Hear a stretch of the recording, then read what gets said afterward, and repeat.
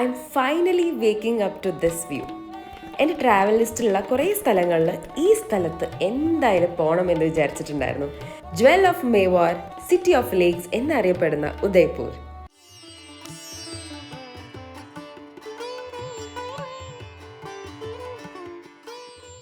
ചുറ്റും ലേക്സും aesthetically beautiful ആയിട്ടുള്ള പാലസസും ഹവേലീസും പിന്നെ കുറേ വർഷങ്ങളുടെ കഥകളുമൊക്കെ അടങ്ങിയിരിക്കുന്ന ഉദയ്പൂർ സ്ട്രീറ്റ്സും നമുക്കൊന്ന് കണ്ടാലോ.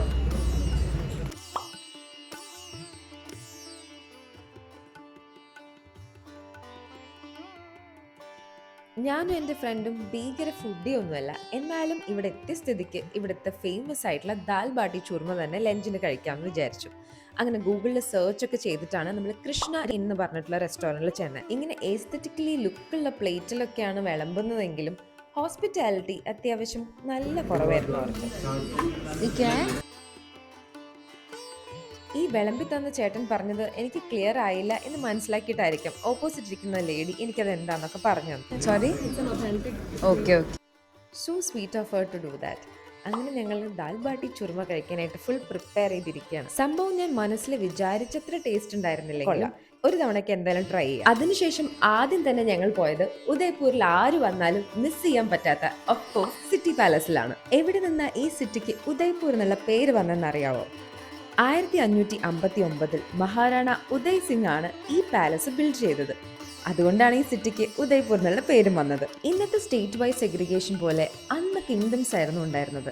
ഓരോ കിങ്ഡമാണ് ഓരോ റീജിയൻ റൂൾ ചെയ്തുകൊണ്ടിരുന്നത്. മേവാർ കിങ്ഡം ആദ്യം ഉദയ്പൂരിലായിരുന്നില്ല. അവരുടെ ക്യാപിറ്റൽ ചിറ്റോർഗർ എന്ന് പറഞ്ഞ സ്ഥലത്തായിരുന്നു. പിന്നീട് അവിടുന്ന് മൂവ് ചെയ്തിട്ടാണ് ഉദയ്പൂരിലേക്ക് വന്നതും ഇങ്ങനൊരു സിറ്റി പാലസ് പണിഞ്ഞതും. ആ മെയിൻ ഡോർക്ക് കടന്ന് ഈ വ്യൂ കാണുമ്പോൾ സത്യം പറഞ്ഞാൽ നമ്മൾ പെട്ടെന്ന് ഈ ഒരു കാലഘട്ടത്തേക്ക് ട്രാൻസിഷൻ ആയ പോലെ തോന്നും. And that feeling is surreal and അത് നിങ്ങൾ പോയി തന്നെ അനുഭവിക്കണം. I was never A history fan in my school days. പക്ഷെ ഇന്ന് I am extremely fascinated about this. അത്രയും എക്സൈറ്റ്മെൻറ്റോടെയാണ് ഞാൻ ഇതേ സിറ്റി പാലസ് കാണാൻ ഇങ്ങനെ പോയിക്കൊണ്ടിരിക്കുന്നത്. പോകുന്ന വഴിയിൽ ഇങ്ങനെ കുഞ്ഞു കുഞ്ഞു സ്കൾപ്ചേഴ്സ് ഒക്കെ കാണുന്നുണ്ട്. മെയിൻ എൻട്രൻസിൽ നിന്ന് നമ്മൾ ടിക്കറ്റൊക്കെ എടുത്ത് വന്നിട്ട് കുറച്ചിങ്ങനെ നടക്കാനുണ്ട്. പക്ഷെ നടക്കാൻ മടിയുള്ളവർക്ക് ബഗ്ഗീസും അവിടെ അവൈലബിൾ ആണ്. ഓൾറെഡി പുറത്തുനിന്നുള്ള ആർക്കിടെക്ചർ കാണുമ്പോൾ തന്നെ ഞാൻ അവിടെ വീണു. എനിക്കിങ്ങനെ ഹിസ്റ്റോറിക്കൽ പ്ലേസസിൽ പോകുമ്പോഴുള്ള ഏറ്റവും വലിയ അത്ഭുതം ഇതാണ്, ഇവരെങ്ങനെയാണ് ഇതൊക്കെ അന്ന് ഇത്രയും ബ്യൂട്ടിഫുൾ ആയിട്ട് ക്രിയേറ്റ് ചെയ്തതെന്നുള്ളത്. മഹാരാണ ഉദയ് സിംഗ് തുടങ്ങി വെച്ചെങ്കിലും ഈ പാലസ് കംപ്ലീറ്റ് ചെയ്യാൻ 400 ഇയേഴ്സ് എടുത്തു. ആ ടൈമിലെ എല്ലാ രാജാക്കന്മാരുടെയും പേരാണ് ഇവിടെ എഴുതി വെച്ചിട്ടുള്ളത്. അപ്പോൾ പിന്നെ വെറുതെ ആണോ second largest palace in India ആയത്? ഞാൻ ഫസ്റ്റ് ലാർജസ്റ്റ് പാലസ് ഏതാന്ന് ഇതിന് ശേഷം ഞാൻ ഗൂഗിളൊക്കെ ചെയ്ത് നോക്കി. പക്ഷെ എനിക്ക് കറക്റ്റായിട്ടുള്ള ഒരു ആൻസർ കിട്ടിയില്ല. നിങ്ങൾക്കറിയാമെങ്കിൽ കമൻ്റ് ആവും. അവിടെ എത്തിയപ്പോൾ തന്നെ നമുക്കതേ അന്നത്തെ രാജാക്കന്മാർ യൂസ് ചെയ്തിട്ടുള്ള ആമേഴ്സും അവർ വാറിന് യൂസ് ചെയ്തിരുന്ന പടച്ചട്ടയും ഒക്കെ കാണാം. പാലസിൻ്റെ മുന്നിൽ തന്നെ ഇഷ്ടം പോലെ ഗൈഡ്സ് ഉണ്ട്. ഞങ്ങൾ കുറച്ച് ബഡ്ജറ്റ് ഫ്രണ്ട്ലി ട്രിപ്പ് ആയതുകൊണ്ടും സാരമില്ല തൽക്കാലം ഗൂഗിൾ ചെയ്ത് വിവരങ്ങൾ അറിയാം എന്ന് വിചാരിച്ചു. ഉള്ളിൽ ഗൈഡ് വേറെ ടീമിന് ഇങ്ങനെ എക്സ്പ്ലെയിൻ ചെയ്ത് കൊടുക്കുമ്പോൾ ഞങ്ങൾ സൈഡിൽ നിന്ന് മാറി നിന്ന് അതും കേട്ടായിരുന്നു. അങ്ങനെ കേട്ട ഒരു ഇൻട്രസ്റ്റിംഗ് സ്റ്റോറിയാണ് കുതിരയ്ക്ക് എങ്ങനെ തുമ്പിക്കൈ വരിക. യുദ്ധത്തിന്റെ സമയത്ത് ഓപ്പോസിറ്റ് വരുന്ന ആനകളെ കൺഫ്യൂസ് ആക്കാൻ വേണ്ടിയിട്ടാണ് ഈ ട്രിക്ക് ഉപയോഗിച്ചിട്ടുണ്ടായിരുന്നത്. കാരണം ആനകൾ വിചാരിക്കും അയ്യോ ഇത് കുട്ടി ആനയാണല്ലോ, എങ്ങനെ അറ്റാക്ക് ചെയ്യാം. വേറെ ലെവലിലുള്ള ഒരു ഐഡിയ അല്ലേ? മേവാർ കിങ്ഡത്തിൽ ഉപയോഗിച്ചുകൊണ്ടിരുന്ന വെപ്പൺസിൻ്റെ ഒരു ഗ്രേറ്റ് കളക്ഷൻ തന്നെ ഉണ്ടായിരുന്നു. നമുക്ക് എല്ലാ വാളും കാണുമ്പോൾ വിചാരിക്കും ഓ ഇത് സെയിം ആണല്ലോ എന്ന്. പക്ഷെ ഓരോ വാളിനും അതിൻ്റെതായിട്ടുള്ള പ്രത്യേകത ഉണ്ടായിരുന്നു. അതൊക്കെ അവിടെ എഴുതി വെച്ചിട്ടുമുണ്ട്. രാജസ്ഥാനിലെ മറ്റൊരു ഫേമസ് തിങ് ആണ് അവരുടെ ആർട്ട് വർക്ക്സ്, മിനിയേച്ചർ പെയിൻറ്റിങ്സുകളും മിറർ വർക്ക്സും. ഈ കാണുന്നതൊക്കെ മിനിയേച്ചർ പെയിൻറ്റിങ്സും അതുപോലെ തന്നെ ഒപ്പം ചെയ്ത മിറർ വർക്ക്സും ആണ്. ഈ ഗണേശ ഐഡൽ കണ്ടോ, ഇത് തന്നെ സെഞ്ച്വറീസ് ഓൾഡ് ആയിട്ടുള്ള ഒരു ഐഡലാണ്.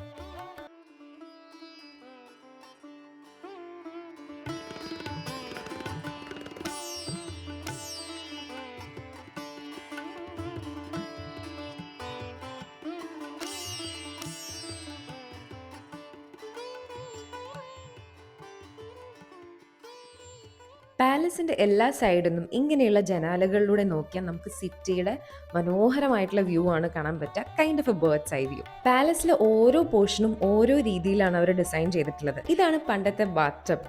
എന്താ അല്ലേ, കുളി വിത്ത് എ വ്യൂ. പാലസിലെ മറ്റെല്ലാ റൂമിനെക്കാട്ടും ഞങ്ങൾക്ക് രണ്ടുപേർക്കും ഇഷ്ടപ്പെട്ട റൂമായിരുന്നത്.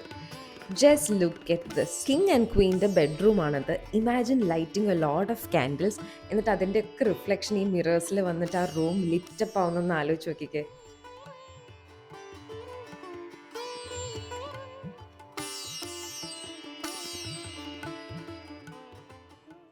അങ്ങനെ നടന്ന് നമ്മളിതേ ഈ ഒരു പോർഷനിലേക്ക് എത്തിയപ്പോഴേക്കും ഈ ഒരു കുഞ്ഞു റൂം ഫുൾ ഓഫ് ഡ്രോയിങ്സും പെയിന്റിങ്സും ഒക്കെയാണ്. അവിടെ നിന്നൊരു ഗൈഡ് വേറെ ആൾക്കാർക്ക് പറഞ്ഞു കൊടുക്കുമ്പോൾ ഞങ്ങൾക്ക് മനസ്സിലായത് ഇത് പണ്ട് നടന്ന വാറിന്റെയും മെയിൻ ഇവന്റ്സിന്റെ ഒക്കെ ഡ്രോയിങ്സ് ആണെന്ന്. മേവാർ കിങ്ഡത്തിൽ ഏത് കിങ്ങാന്നറിയില്ല, ഏതോ കിങ്ങിന് ഇഷ്ടം പോലെ ബുക്ക് വായിക്കാനായിട്ട് ഉണ്ടാക്കിയ ലൈബ്രറിയാണിത്. ഇനി നമ്മൾ നെക്സ്റ്റ് കാണാൻ പോകുന്ന സ്ഥലം ഭയങ്കര ബ്യൂട്ടിഫുൾ ആണെങ്കിലും അത് എന്തിനാ പണിതെന്ന് അറിഞ്ഞപ്പോൾ ചെറിയൊരു വിഷമം. അന്ന് പാലസിലുണ്ടായിരുന്ന സ്ത്രീകളൊക്കെ പുറത്ത് നടക്കുന്ന ഫങ്ഷൻസ് ഒക്കെ കണ്ടുകൊണ്ടിരുന്നത് ഈ കുഞ്ഞി വിൻഡോസിലൂടെയാണ്. ഈ പാലസിൽ ഇഷ്ടം പോലെ അങ്ങനത്തെ സ്ഥലമുണ്ട്.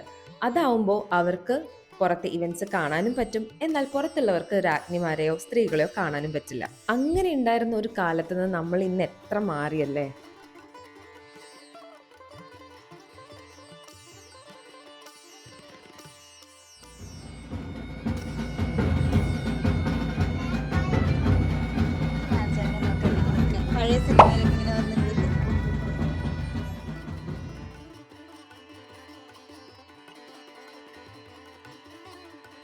പണ്ട് 1940 ഉദയ്പൂർ ഭരിച്ചിരുന്ന കിങ്ങിന് ചെറുപ്പത്തിൽ ഒരു ചെറിയ ഇൻസിഡന്റ് ഉണ്ടായി. 18-ാം വയസ്സിൽ കുതിരയുടെ മേലേന്ന് വീണ അദ്ദേഹത്തിന് പിന്നെ കാലുകളൊന്നും അനക്കാൻ പറ്റിയില്ല.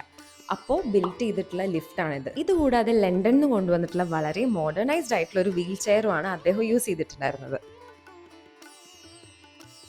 അന്നത്തെ മീറ്റിംഗ് റൂമാണത്. കെറോസിൻ വെച്ച് ഉപയോഗിക്കുന്ന ഫാനും ഷാൻഡ്ലിയറും ഒക്കെ ഉണ്ട്.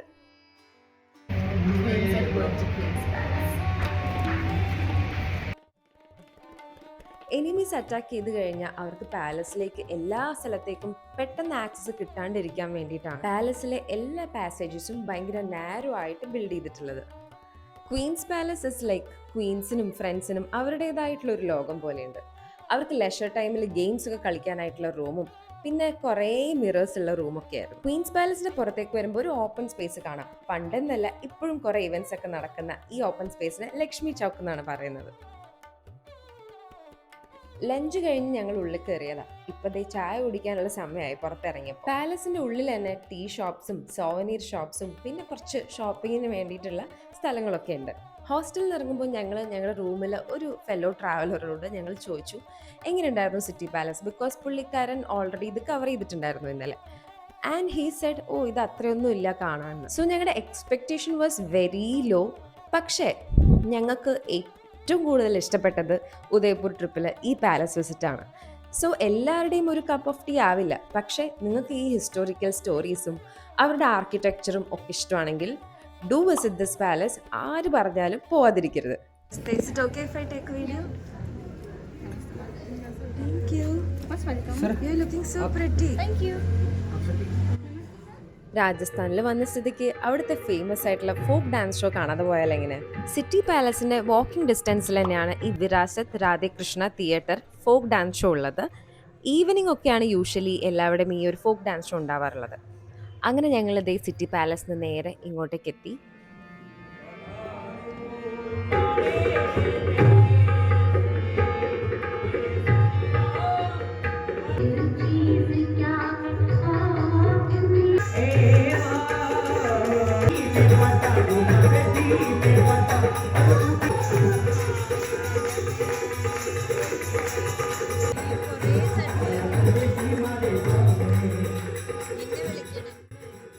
എൻ്റെ ഉള്ളിലെ ആൻസൈറ്റിയും ഇൻട്രോവേർട്ട്നെസ് ഒക്കെ ഒരുമിച്ച് വന്നെങ്കിലും ഞാൻ ഇറങ്ങിപ്പോയി.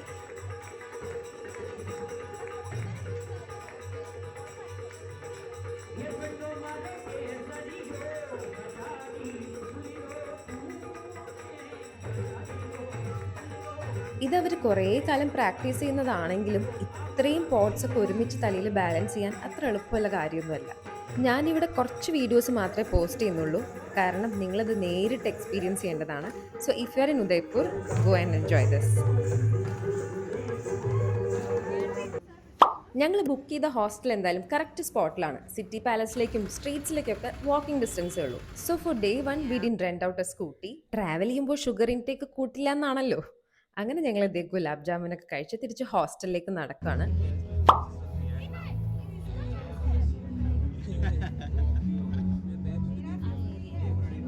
ഡിന്നർ ഞങ്ങൾ ഹോസ്റ്റലിൽ തന്നെ ആക്കാമെന്ന് വിചാരിച്ചു. Because we have A early morning tomorrow. ഇപ്പോഴാ എന്നിട്ട് ഒറ്റയ്ക്കാ?